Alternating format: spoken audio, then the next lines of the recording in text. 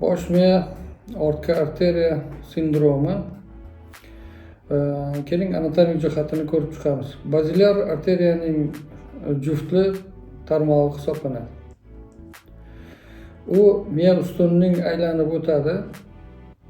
Tashqi tizzasimon tanaga boradi. Miyacha temporal teshigidan o'tib subtemporal bo'shliqqa kiradi. So'ngra bosh miya chakka sohasining medial yuzasi bilan bosh miya ustunining oral qismi orasida joylashadi.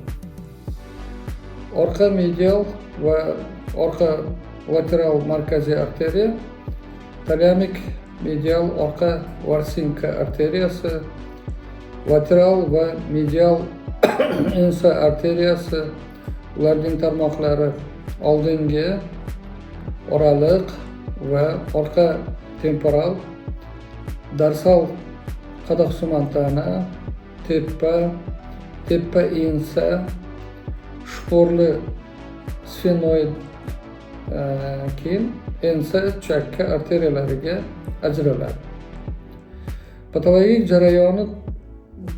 Patologiya jarayon tomonida gomonim gemionapsiya kuzatiladi. Qarama-qarshi tomonda esa patologik proses kuzatiladi.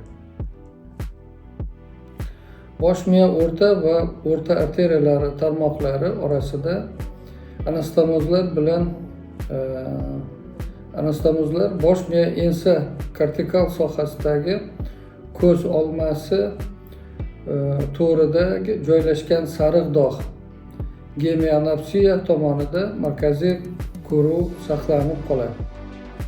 Agar infarkt keng ko'lamda bo'lsa-chi, gemionapsiya ko'ruv agneziyasi bilan birgalikda keladi.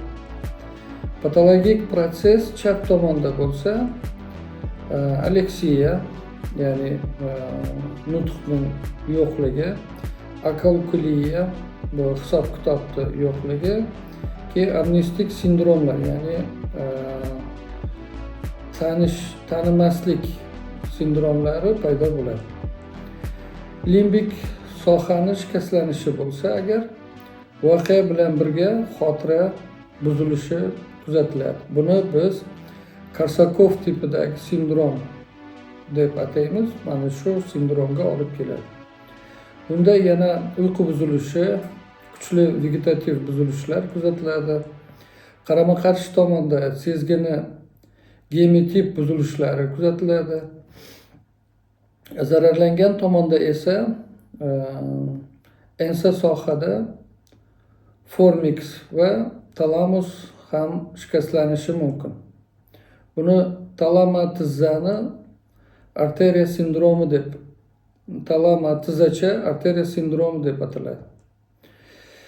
Bosh miya ortki proksimal arteriya tarmog'i zararlanganda esa qon bilan ta'minlanadigan o'rta miya strukturasi ham zararlanishi mumkin.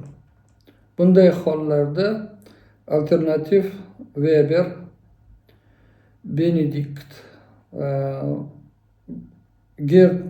Gertning Majandi sindromlari, keyin qizil yadro sindromlari